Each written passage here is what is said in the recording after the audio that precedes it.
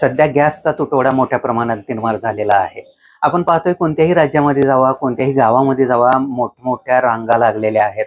आणि या सगळ्याला कारणीभूत कोण आहे? नीट विचार करा कोण आहे.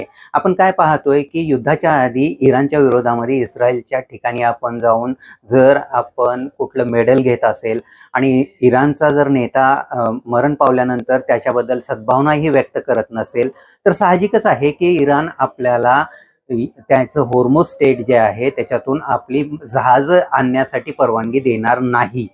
चीननं, रशियानं त्यांची जहाजं आणण्यासाठी आपल्याला पाहतोय की परवानगी दिली इराणनं, पण आपल्याला दिली नाही.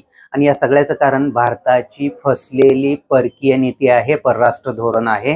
कारण पूर्वी गटनिरपेक्ष म्हणून आपण काम करत होतो, त्यावेळेस आपण पाहतोय की आपल्याला कुठलीही अडचण येत नाही. आणि आज अमेरिकेकडे गेल्यामुळे आपल्याला ही अडचण निर्माण झाली आहे आणि अमेरिका कधीच कुणाचा दोस्त होऊ शकत नाही.